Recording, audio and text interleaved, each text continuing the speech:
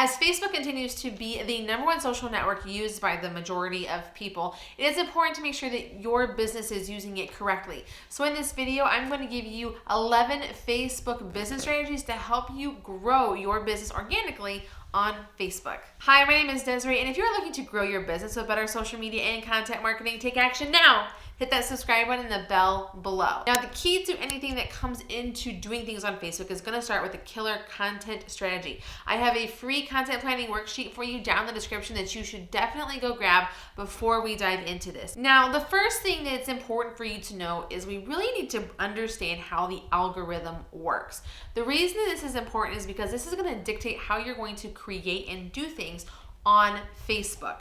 So stick with me here because this is a little explanation-y, but it's going to be really important as we continue through our other 10 topics. So the objective of anything that you post on Facebook is to get it in front of as many of your target audience as possible. Now, with every single post that happens on Facebook, whether it's in a group, a personal page, or a business page, it's going to be given a score. And that score is going to determine how the whole post is going to succeed or fail on the newsfeed. The most important thing with understanding the score is that everything that gets posted has to be relevant to the user. So if you're posting something about like your baby on Facebook, but you have some friend over here that's like a single person who hates children, the likelihood of Facebook putting that piece of content in front of them is very minimal because they've proven to the Facebook algorithm that they are very uninterested in that kind of stuff. So based on the user's activity, we'll determine who sees what that gets posted. And it's going to come from a score of highest to lowest. Every single person's newsfeed algorithm is different. That's over 2 billion unique newsfeeds. So it's really important to make sure that what you're creating is very specific to your target demographic. There are 3 factors that come into the success of a post. These are going to be engagement, who posted it, and the post age. When it comes to engagement, obviously it's gonna be things like comments, emoji, sharing like likes, not likes, hearts, all that stuff. And of course, who clicks on the links that you have on your page. When it comes to who posted it, it's going to be based on like, if you typically get a lot of engagement, Facebook's going to continue to serve your content to the people that are engaging and others that like it as well. But if you're not getting a lot of engagement, you basically will be dying a slow death on Facebook. So it's important to make sure that what you're creating is engaging and happen, and I have some pointers for you, don't worry. Now, when it comes to post age, the older it is, the lower the score is. That is why you usually have about a 48-hour shelf life on Facebook for your post to be relevant and matter. Now, when you post something new, how does that post get seen by the algorithm? Well, what Facebook is going to do is service your content to a small group of people that are most likely to engage with it.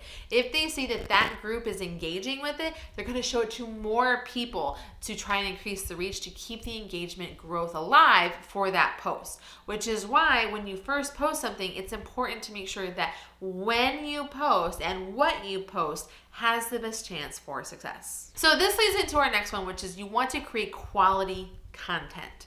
Now, there is a lot of bad stuff on the internet. Like, we know people need to get it together when it comes to creating content and stop being so dang lazy. I am sure that so many of you have scrolled right on past those generic stock photos that have like a bit.ly link and probably have like some kind of branding in the corner. No one's buying it. You need to make sure that what you're posting is visually appealing and something that you would actually choose to engage with yourself. So some tips for you are going to be things like you don't want to post a link on every single thing that you do.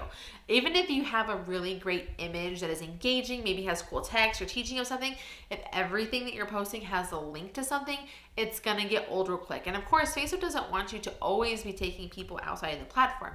So try to be engaging and interactive without taking people away from the platform they are on. Be personable. Now, this is one of the things that's really hard for older brands and big companies. Like, how can I be personable and relatable when I'm trying to be this big brand entity? And the best way to do that is to just remember that you're talking to people. You are a person yourself. What? Show up in that way, and it's going to be really helpful for you to connect personally because that's what people want. Make sure your post has a call to action or a CTA to engage. This is going to be where you ask them a question at the end. Leave a specific emoji response like thumbs up if you like this, or heart if you loved this, or sad face and tell me why you didn't like it down below. whatever's happening, give that specific call to action within the post that has nothing to do with clicking a link. I encourage you also to share and show emotion. You want to connect with people in a way that's going to make them be like, huh, I really feel something. This is what's going to make me connect with this brand even more. So really make sure that whatever you're doing, you're invoking a very specific emotion. Like, what do you want people to feel? I'm in a glass case of emotion! When they see your stuff, this specific post in their feed. Now, when it comes to emotions, you definitely want to make sure you're including emojis. Emojis is like the default way to communicate any sort of feeling or emotion nowadays. Include them in your post. In fact, you should probably include them in that first sentence the most, like whether it's a star or a heart. Set the tone of how people should feel when they're reading this. Another really fun way to make sure you're standing out is to use different fonts on your feed. You have different options for italicizing and bolding and things like that, and I do have a tutorial coming up for that soon that will show you how you can do that from desktop and from mobile. Number 3 is social video. This is very, very different from what we do here on YouTube, where we have very specific search-driven content that you have either been searching for or was suggested to you. This content that we do on YouTube is not really what you want to be doing over on Facebook. Facebook, you want short, snappy videos that you can probably deliver to somebody in 30 or 60 seconds.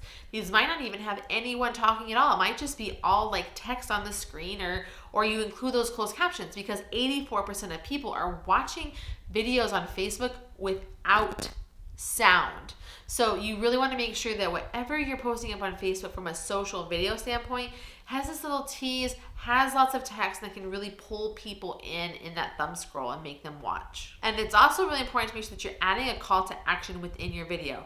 Like, share this for a reason. Let us know down in the comments what you think, or whatever it may be. You want to make sure that you're telling people to do something in the video, and it's also going to let you know how people are watching through to the end of your video or hitting specific points in your video. Number 4 is post frequency. How often should you post? I actually get asked this all the time. And universally across the board, all of the studies show that you should be posting a minimum of once a day on Facebook.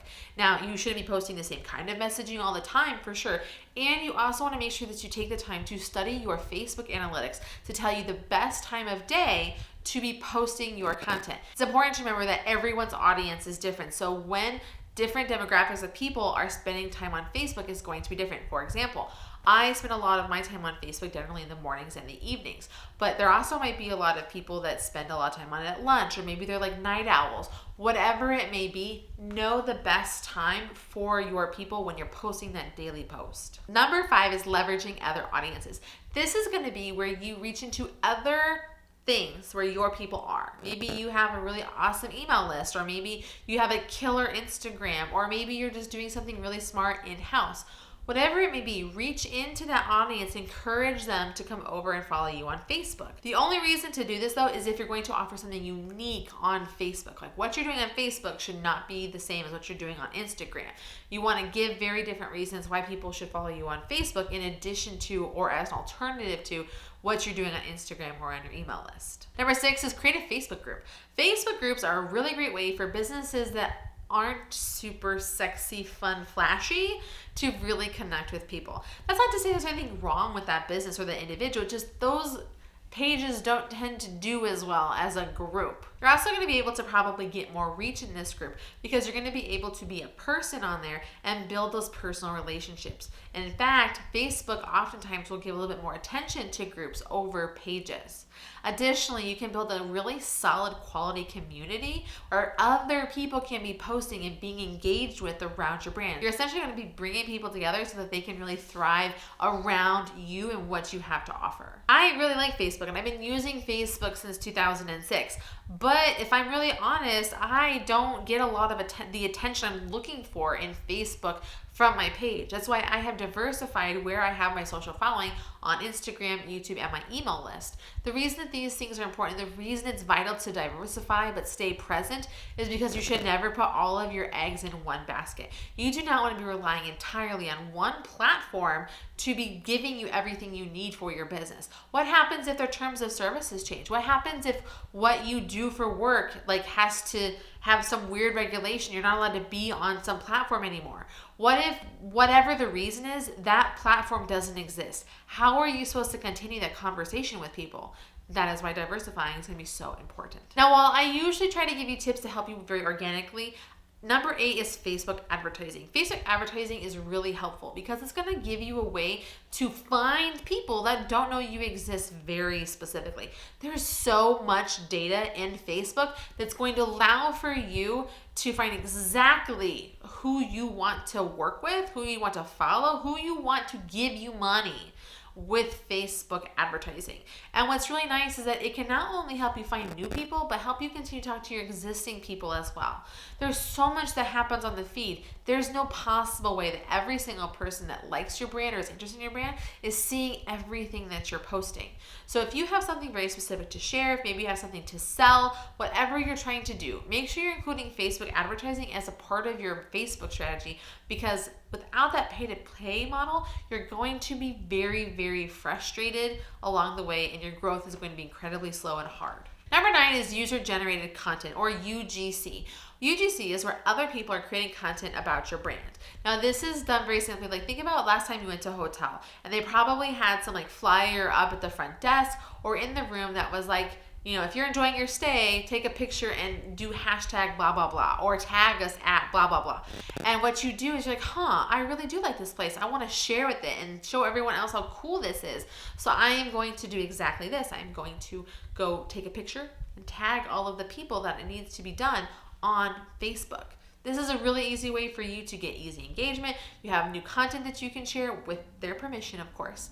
And it's going to be a really fun way for you to see your brand in a fun, different way, and as well as others to see your brand in a fun and different way. Number 10 is me encouraging you to experiment with live streaming. Live streaming had a 26.8% increase in 2020, and I think that's very valuable to see if you can do something with your audience around live streaming. It's not only a fantastic way to build community and get engagement and participation from the people that follow you, but it's a great way for you to just kind of have that rambling effect and share information beyond what you can put into a post. Sometimes you just want to share more and do more and engage more, and live streaming really is going to allow for you to do that. And number 11 is going to be use hashtags. Facebook has really wanted people to be using hashtags more on their posts. It's going to allow for them to like better group your content and get in front of the people that might be interested in it best, which is again the whole objective of this video, help you get your content in front of the people that want to be there. So think about a couple of different hashtags that you can add into your posts that can group your posts and help you be found by other people. Now, if you are looking to figure out how you can create different kind of fonts in your Facebook posts, then watch this video I have for you right here, and you should watch this video right here because YouTube thinks that you're really going to like it. And until next time, I will see you soon.